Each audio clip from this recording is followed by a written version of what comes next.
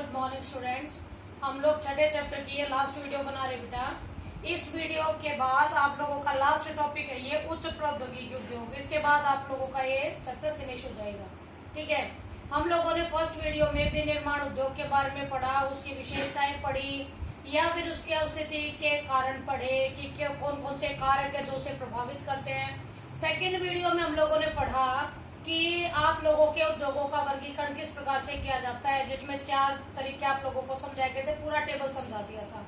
ठीक है, अब ये लास्ट वीडियो बेटा, इसमें आप लोगों को अलग अलग तरह के ये विनिर्माण उद्योगों के बारे में जानकारी दे रखी है और सिर्फ यही वो उद्योग है जिनके माध्यम से आप लोग इस चैप्टर को कंप्लीट कर लोगे। ठीक है, इसमें एग्जाम्पल्स भी आ गए, इसमें और चीजें भी आ गई है। देखिएगा, इसमें हम लोग पहले पढ़ेंगे बेटा परंपरागत बड़े पैमाने वाले औद्योगिक प्रदेश। परंपरागत यानी जो ट्रेडिशनल है, यानी जो अब से नहीं काफी लंबे समय से पीछे से चलते बने आ रहे हैं और ये आज भी चल रहे हैं। लेकिन बात यहाँ याद रखने की ये है कि ये चल भले ही रहे हैं लेकिन इनमें पुरानी प्रौद्योगिकी का इस्तेमाल हो रहा है, बेहद प्रदूषण करते हैं। ये ज्यादातर भारी उद्योग है जो पहले से अभी तक इस तरीके से चले आ रहे हैं।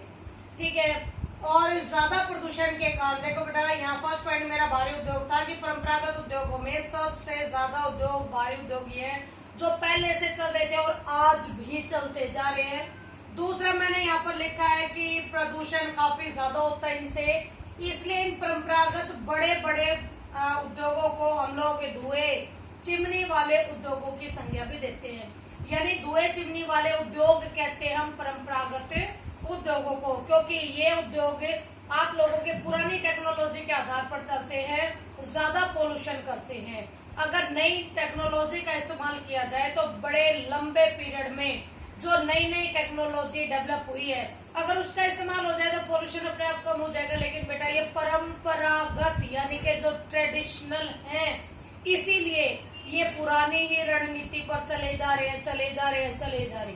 ठीक है, जिसके कारण ये पोल्यूशन का कारण भी बन रही है। इसके बाद बेटा इसमें रोजगार का अनुपात ऊंचा है, यानी छोटे छोटे काम निकलते रहते हैं, काफी बड़ी संख्या में श्रमिकों की आवश्यकता होती है।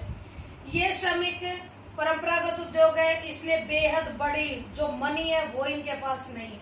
ठीक है, कम लागत में भी ये अपना काम कंटिन्यू चलाते रहते हैं। वो कहते हैं ना, जैसे बुढ़ापे में आदमी का आखिरी टाइम आ जाता है, लेकिन उसके बावजूद भी वो धीरे धीरे बढ़ता रहता है, तब तक बढ़ता रहता है जब तक उसकी डेथ नहीं हो जाती। डिट्टो वही कहानी परंपरागत उद्योगों के साथ है, जो पहले से चले आ रहे हैं, आज भी चल रहे हैं, लेकिन अपनी बिल्कुल वो बुढ़ापे की ओर अग्रसर हो रहे बेटा।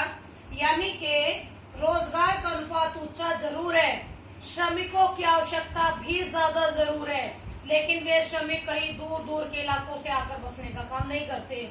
वो उसी के आसपास अपनी छोटी छोटी बस्तियां बना लेते हैं और उन बस्तियों में बड़े छोटे से घर होते हैं, जिसकी वजह से सब कुछ भीड़ भड़ाके वाला इलाका वहीं पर निर्मित हो जाता है, यानी गंदी बस्तियां उसके आसपास बन जाती है। ठीक है, इसके अलावा बेटा घटिया घरों का निर्माण कर लेते हैं वो आसपास के इलाकों में। उत्तर प्रवास की समस्या भी काफी बड़ी मात्रा में है। उत्तर प्रवास यानी एक जगह से दूसरी जगह चले जाना, क्योंकि भाई परंपरागत उद्योग है, बहुत बड़ी मात्रा में पैसा दे नहीं पाते हैं, इसीलिए ये आसपास जो छोटी गंदी बस्ती बनी हुई थी उसमें जो काम कर रहा है वो काम कर रहा है, लेकिन जो काम नहीं कर रहा वो नए की चाहत में वहां से चले जाते हैं।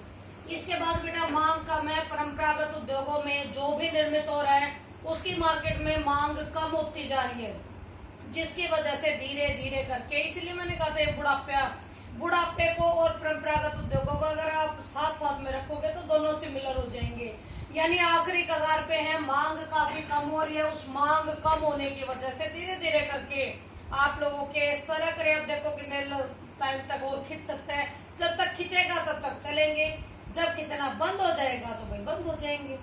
ठीक है, अब इसी में परंपरागत बड़े पैमाने वाले औद्योगिक प्रदेशों में एग्जाम्पल बहुत बढ़िया जर्मनी का रूहर कोयला क्षेत्र है, यानी जर्मनी देश का नाम है, उसके इलाके का नाम रूहर है। यहाँ पर काफी बड़ी मात्रा में कोयला मिलता था। जर्मनी की औद्योगिक इकाई की धमनी बोला जाता था ये पहले, यानी कि इस क्षेत्र से निकला हुआ कोयला कोयला और लो अयस्क काफी बड़ी मात्रा में पूरी जर्मनी की औद्योगिक इकाई को चलाने का काम करता था। लेकिन बेटा जैसे जैसे टाइम चेंज हुआ, धीरे धीरे जैसे आप लोगों की नई नई टेक्नोलॉजी आई, तो इस वाले इलाके में से तकरीबन कोयला और अयस्क तकरीबन लुप्त सा होता चला गया। क्यों? क्योंकि कितने लंबे समय तक निकालोगे उसको, अब धीरे धीरे करके वो कम होता चला गया। तो उसकी जगह नई टेक्नोलॉजी ने, नए तरह के उद्योगों ने इनने लेनी शुरू कर दी। यानी जो इलाका कभी कोयला और लो इस्पात उद्योगों के कारण पहचान में आता था, आज वहां पर कार बनाने वाली काफी सारी आगे कंपनियां, जिसमें ओपेल का एग्जांपल तुम्हारी बुक में भी दे रखा है, कार बनाने वाली कंपनियां भी आ चुकी हैं, या बड़े बड़े विश्वविद्यालय भी वहां पर खुल चुके हैं, डेवलप कर रहे हैं भाई इलाका। यानी पहले कोयला और लो इस्पात के कारण डेवलप था, अब वो उस व्यवस्था से हटके उसमें और नए नए कामकाज और नए नए औद्योगिक जो इकाइयां जुड़ गई, जिसकी वजह से उसकी पहचान अब बदल गई। ठीक है बेटा, ये आप लोगों का जर्मनी का रूअर कोयला क्षेत्र था। अब हम लोग 3 मेन पढ़ेंगे, ध्यान से सुनिएगा बेटा। यहाँ से क्वेश्चन जब आता है तो हमेशा आप लोगों का 5 मार्क्स का ही निकलता है। सबसे पहले हम लो इस्पात संयंत्र के बारे में पढ़ेंगे। लो इस्पात संयंत्र, सबसे पहले लो इस्पात और लो अयस्क दोनों में डिफरेंस सुनिएगा। लो इस्पात वो है जो आपका लोहा हमें अशुद्धियों के साथ विभिन्न प्राकृतिक इलाकों से प्राप्त होता है। ठीक है, जैसे बड़े बड़े पहाड़ों से प्राप्त हो रहा है तो वो पत्थरों के साथ मिक्स होकर आएगा। ठीक है, एक लो अयस्क है जो आपके अशुद्धियों के साथ होता है, जिसको शुद्ध करने की आवश्यकता होती है। एक आपका लो इस्पात है, ये लो अयस्क था, एक लो इस्पात है। लो इस्पात शुद्ध हुआ लोहा होता है, यानी पूरे तरीके से उस लोहे को शुद्ध हालत में पहुंचा चुके हैं। अब सीधी सी बात कि इस लोहे को अशुद्धियों से शुद्ध कैसे बनाया जाता है। ठीक है, तो इसका भी बेटा एक प्रोसेस होता है। बड़ी बड़ी भट्टियां लगाई जाती हैं। ठीक है, बड़ी बड़ी भट्टियां लगाई जाती हैं, उन भट्टियों को अंदर की तरफ से चूना पत्थर से लिपा जाता है। चूने पत्थर का उन भट्टियों के अंदर इसलिए इस्तेमाल किया जाता है कि जो ताप है, जो कोयला है, जो वहां पर बहुत उच्च तापमान पर जलाया जाएगा, उसकी जो ऊष्मा है वो उनसे बाहर ना निकले। ठीक है, इसके बाद बेहद ऊंचे से ऊंचा ताप निर्मित किया जाता है, जिसमें लोहे को पिघलाया जाता है। जो पिघला हुआ लोहा होता है वो अलग कर लिया जाता है, अशुद्धियां साइड में रह जाती हैं। जो आप लोगों का लोहा पिघलाकर अलग किया था, जैसे जैसे वो ठंडा होता है उसमें मैग्नीज मिला दिया जाता है। मैग्नीज मिलाने से उसकी जो ताकत है, उसका जो टाइट, उसके अंदर जो ये कहो कि मजबूती है वो ज्यादा बढ़ जाती है, या फिर जंग विरोधी क्षमता थोड़ी ज्यादा उत्पन्न हो जाती है। ठीक है, इसलिए उसमें मैग्नीज मिलाया जाता है। और ऐसे में जब वो ठंडा हो जाता है तो विभिन्न तरह के शीट के रूप में या किसी और रूप में अलग अलग तरीके से वो इस्तेमाल किया जाता है। ठीक है, और इसी तरीके से आपका लो इस्पात तैयार हो जाता है। लेकिन बेटा इस लो इस्पात के तैयार होने के बाद एक लो इस्पात उद्योग ही बच जाता है, जिसको हम आधारभूत उद्योग का नाम देते हैं। आधारभूत क्यों?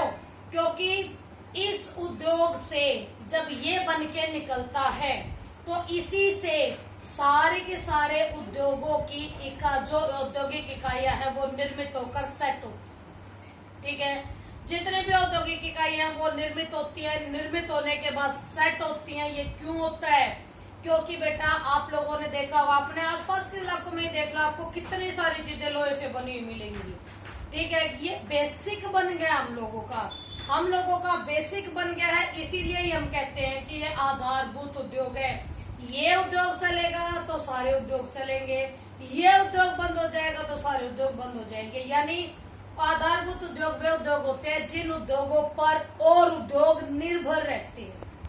ठीक है, इसके बाद बेटा इसके वितरण की यानी कहाँ पाया जाता है ये, इसमें मेनली ये मैंने पीट्सबर्ग लिखा है क्योंकि इससे 1 नंबर का क्वेश्चन भी जुड़ जाता है, मिलता तो बहुत सारी जगह है। लेकिन अमेरिका में पिट्सबर्ग नामक एक जगह है जिसे जंग का कटोरा के नाम से जानते हैं। यहाँ पर पर्याप्त मात्रा में आप लोगों का लौह अयस्क मिलता है, ठीक है। और लौह इस्पात उद्योग बहुत बड़ी मात्रा में वहां पर काम कर रहे हैं। इसके अलावा ब्रिटेन में, जर्मनी में, जापान में, रूस में, भारत में सभी जगह आप लोगों के लौह इस्पात संयंत्र लगे हुए, ठीक है। अगर मैं भारत की बात कहूँ, ये तो वर्ल्ड लेवल पे विश्व की बात चल रही है, इसलिए हम लोगों ने और देशों के नाम लिखे, लेकिन भारत का आप खुद से भी एग्जाम्पल दे सकते हो। क्यों? क्योंकि आप लोगों ने इंडिया वाली बुक में पढ़ा होगा बोकारो इस्पात संयंत्र, भिलाई इस्पात संयंत्र, विश्वेश्वरैया आपका लौह इस्पात संयंत्र, या दुर्गापुर या बोकारो, बहुत सारे बेटा, बहुत सारे हैं जो आप लोग आसानी से याद करके एग्जाम्पल में डाल सकते हो। एग्जाम्पल वही याद करो जो आपको याद रहता हो। ऐसा एग्जाम्पल बिल्कुल पीछे मत पढ़ो जो आप लोगों के दिमाग से बार बार स्लिप कर रहे हैं, ठीक है। इसके बाद बेटा सूती वस्त्र उद्योग है। सूती वस्त्र उद्योग ये हमारे परंपरागत उद्योग है, ठीक है। ये सूती वस्त्र उद्योग हमेशा से ही भारत का तो प्रमुख बनता हुआ है। भारत का प्रमुख उद्योग है सूती वस्त्र उद्योग। पहले हथकरघों का इस्तेमाल होता था। हथकरघे यानी हाथ से सूत काट कर धागे बनाना, फिर उनसे कपड़े बनाना, वो भी हाथ से ही। पहले परंपरागत बोला इसीलिए बता रही हूँ यहाँ कि हथकरघा, हाथ के करघे का इस्तेमाल करके कपड़ा बुना जाता था। लेकिन धीरे धीरे जैसे जैसे डेवलपमेंट होता चला गया, बिजली के करघों का निर्माण होना भी शुरू हो गया है, ठीक है। जो बिजली के करघे आप लोगों के, वो बिजली से चलते हैं। बहुत सारे धागे एक साथ निकल लेते हैं। बिजली से ही आप लोगों का ताना बाना है, उस पर जो धागा चढ़ा हुआ होता है वो कंटिन्यू चलता रहता है और आप लोगों का कपड़ा तैयार होता रहता है, ठीक है। तो बेटा इसमें कम पूंजी लगाकर भी हम अपने काम की शुरुआत कर सकते हैं, लेकिन बड़ी बड़ी इंडस्ट्रियां वहां तो पूंजी की ज्यादा आवश्यकता पड़ती है। लेकिन कम पूंजी लगाकर भी सूती वस्त्र उद्योग की शुरुआत की जा सकती है। इसमें अर्ध कुशल व ज्यादा श्रमिकों की आवश्यकता होती है। बेटा यहाँ अर्ध कुशल वर्ड लिखा मैंने। कुशल वो होता है जो डिग्री होल्डर होता है, ठीक है। कुशल हम उसको कहते हैं जो डिग्री लेकर काम पर जाता है, लेकिन अर्ध कुशल वो होता है जो सिर्फ काम सीख कर काम करने के लिए जाता है, ठीक है। तो केवल काम आना चाहिए, ऐसे श्रमिकों की आवश्यकता सूती वस्त्र उद्योग में काफी बड़ी मात्रा में रहती है, ठीक है। और इसके बाद आपके सूती वस्त्र उद्योग में मेन काम है भाई कपास का, क्योंकि कपास से ही धागा बनेगा, उसी धागे से कपड़ा बनेगा।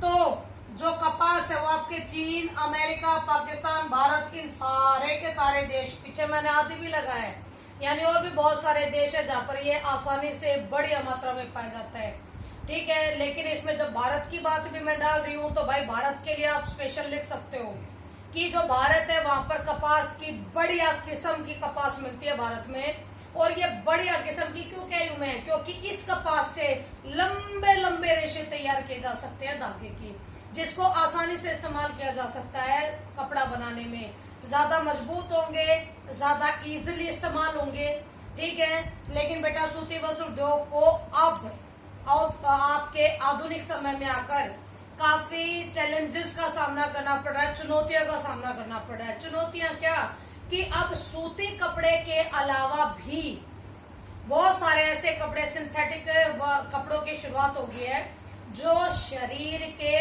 और जलवायु के अनुकूल है, जिसकी वजह से सूती वस्त्र उद्योग का थोड़ा सा कम काम शुरू हो गया है, ठीक है। तो भाई ये चुनौती वाकई में काफी बड़ी है। एक परंपरागत उद्योग को चुनौतियां मिलनी शुरू हो गई है, क्योंकि भाई भारत की तो पहचान थी सूती वस्त्र उद्योग। ये आज से नहीं कम से कम 400-500 सालों से भारत का जो सूती वस्त्र उद्योग था ये बहुत अच्छे तरीके से काम कर रहे हैं, ठीक है। इसके बाद लास्ट बचता है बेटा तुम्हारा उच्च प्रौद्योगिकी उद्योग। उच्च प्रौद्योगिकी उद्योग, उच्च मीन्स ऊंची, प्रौद्योगिकी मीन्स टेक्नोलॉजी। ऐसे उद्योग जिसमें ऊंचे यानी काफी बढ़िया से बढ़िया टेक्नोलॉजी का इस्तेमाल किया जाता है, ठीक है। इसमें आप लोगों के सिंपल है, अगर मैं एक दिमाग में एक इमेज बना के चलूं तो इमेज में आप लोगों को बड़ी बड़ी वो इंडस्ट्रियां याद हो गया, कॉल सेंटर्स याद होंगे, जिसमें सभी लाइन से उनके अलग अलग आपके कैबिन बने हुए हैं, छोटे छोटे, और जितने भी वहां पर काम करने वाले मेंबर हैं सभी सामने बैठे हुए हैं, सभी के सामने एक कंप्यूटर रखा हुआ है, सभी उसी तरीके से बहुत बढ़िया तरीके से बड़े साफ सुथरे इलाके में, क्योंकि इन इलाकों में और काम तो नहीं, बैठ के काम करना होता है। तो उच्च प्रौद्योगिकी उद्योग के जो उद्योग हैं, जो औद्योगिक इकाइयां हैं, यहाँ पर उच्च टेक्नोलॉजी का इस्तेमाल होते हुए बड़े साफ सुथरी यानी स्वच्छता भरे पर्यावरण में काम किया जाता है। ठीक है, आप लोगों को अमेरिका की सिलिकॉन वैली याद होगी। सिलिकॉन याद है, जिसको प्रौद्योगिकी ध्रुव के नाम से भी जाना जाता है। क्यों? क्योंकि वो मेन पॉइंट है जहां से विभिन्न देशों को प्रौद्योगिकी प्रोवाइड करवाई जाती है, जिसमें आप लोगों का भारत भी इंक्लूड है। ठीक है, तो ये आप लोगों का बेटा उच्च प्रौद्योगिकी उद्योग, इसमें काम करने वाले जितने भी मेंबर होते हैं सब के सब डिग्री होल्डर होते हैं। सबको अपने काम करने का सिस्टम बहुत बढ़िया से पता होता है।